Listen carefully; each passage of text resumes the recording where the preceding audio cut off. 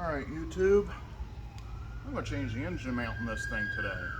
Had it for a while, just put a new registration on it, so I've had this thing over 2 years now. This is the Mazda I bought for 400 bucks, so I figure I ought to give it a little bit of, help. So, got an engine mount for it, I got brakes for it, but that'll be another video. So let's get started. Go ahead and start by opening yonder hood. Guess I'll wheel this over and show you what we're working with. So, have a jack, big piece of wood to support the oil pan, because you do have to lift the engine up slightly, just enough to take the weight off the engine mount. Let's go ahead and have a look at that engine mount. So, you have to excuse the lighting. It's not fantastic here in the shop. I don't feel like turning on all the big buzzy lights. So that's my engine mount right now. You can see it is collapsed and falling apart. Here's my new one I bought from, I think it was 1A Auto or Rock Auto or something. It was like 40 bucks. It's not bad. Tools you're gonna need: 18 millimeter. I believe it was a 15 millimeter. Yeah, 15 millimeter, 8 millimeter extension, ratchet or cheater gun, either one. And the bolts in question is that one, that one, that one, a little 8 millimeter there, both of these guys, big one here and one way back in there. You can kind of see it.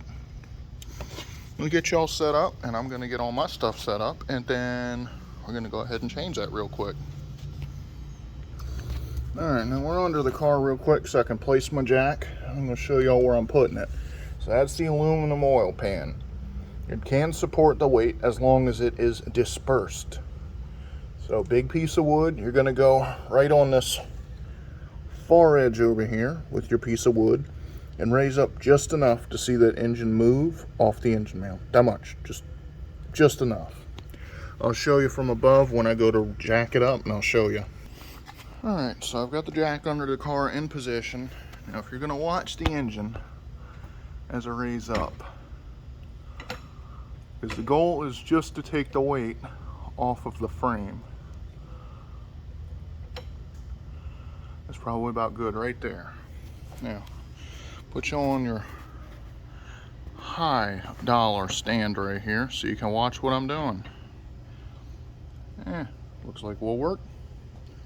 Go ahead and start with the ground strap, 8 millimeter right here. Yes, I know not everybody has a electric impact, and you know what? I've got one. I'm using it because I only turn a wrench when I have to. Go ahead and get this custom wiring for this horn out the way. We're going to switch over to our 15 millimeter, and since it's a tight spot, I'm going to go ahead and whip this one out real quick. Nope, don't need the extension.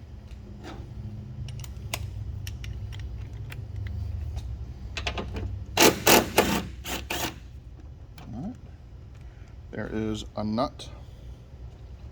That's his side. Take our front one. I'm just going to loosen it.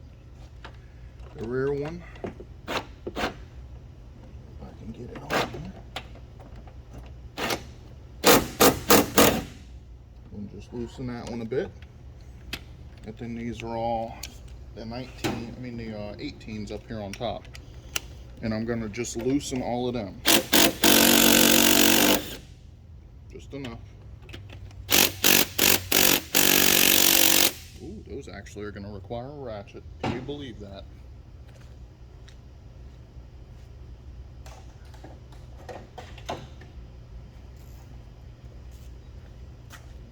Now I'm just loosening them because I want to lift up on the jack a little bit more and make sure. Man, those are tight. You can see how the engine's moving around, so the jack is holding the weight of it right now. Before I break something, let me grab a bigger impact. Alright, slightly bigger impact. See how this one does. Might have to take the engine cover out the way. Yep. Alright, well that's super simple.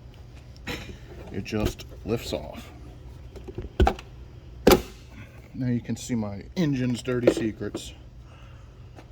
Alright, now we have a little more room. Let's see. An old 18mm down on there, please. Might have to go to a 19 because these sockets are well used. Yeah, I have to go to a 19 on these because the socket's just too dang well used. Alright, now we got a socket that'll work. Grabbed one from another box. I'm just gonna pop them loose. Just a little bit. Alright, saw the engine move a little there. Now I'm gonna jack up on it more. See how the engine's moving free of the car? That's all I gotta do.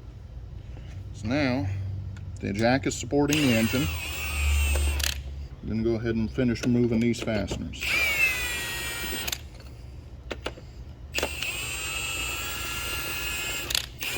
See, I even got a stud trying to come out on that side. Fine. Fasteners to the side. I'm gonna take our little motor plate here and just get them out the way. That stud needs to go back down.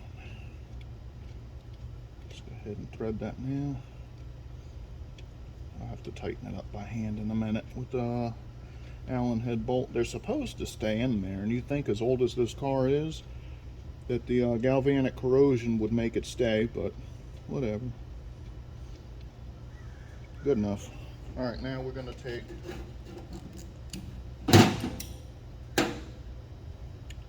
our 15mm. I'm going to finish taking these other bolts out. I only left them in there just for safety. I want to make sure everything's where it wants to be before I knock them all the way loose, just in case. And you could say it's being overcautious, but I work on heavy equipment, so there isn't overcautious. There he is. Now the fun part is going to be getting that bolt out of there without losing it.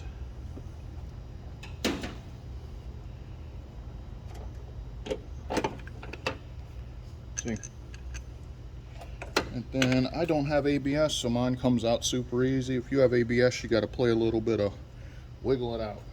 So let's compare the two parts real quick. New and old. You can see how much shorter the center section is on this one. It was sitting a good inch lower. Bottom of it's blown out. All the rubber's disintegrated and coming apart. So it was done. Even more, one more thing you can look at, the wiggle test. I can about pull the center out of it. I mean, it's just everywhere, it's gone. So, garbage. New one, you can barely budge it. I mean, you can move it, but it's rubbery. Save myself a little bit of work. Let's grab yonder nasty fastener. Put it back in the hole, make it easier to line up. Fish her back down in here.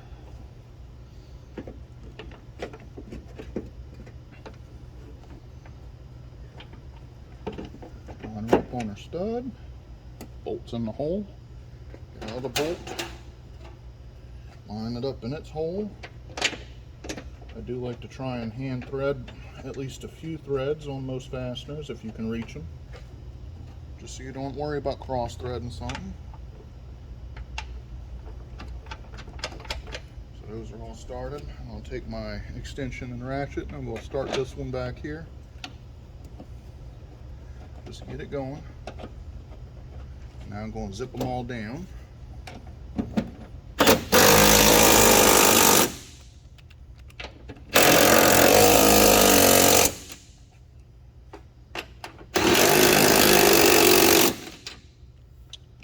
That size. Now we're going to reinstall our mounting plate. Actually going to have to shift the engine over a little. It shifted forward ways, but no matter. I'm going to make that work. I'm going to go ahead and get this guy started. It is threading in a little tight.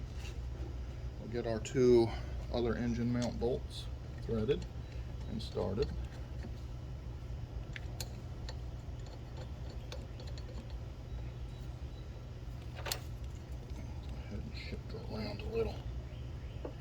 See, it kind of sits down on there a little bit. And this new part doesn't thread that great, so that's lovely. It's cross threading. Yeah, that's what I get for buying cheap parts. Well, let's go ahead and tighten down our side bolts right here.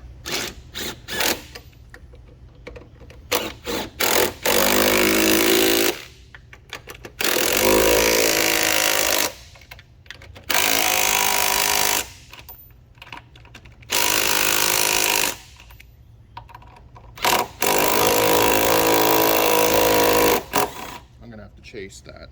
So I'm gonna go ahead and chase that real quick and I'll get back to you.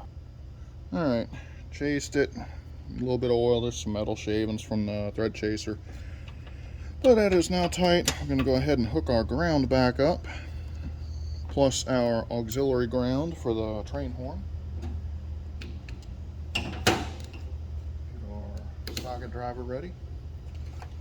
Go ahead and get this guy lined up with this guy and a fastener.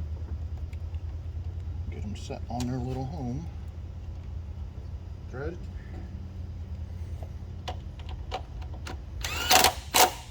Just like that.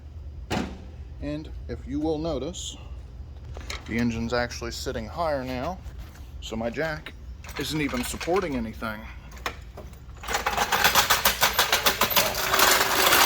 I say that, it did pick the engine up off the jack. It was still some weight on the jack, but not like it was. So now, I'm going to go ahead and line our engine cover back up. Give it the little tap, and that's it. That's the engine mount done. So, hope you liked the video. Comment, rate, subscribe. Have a better day than me.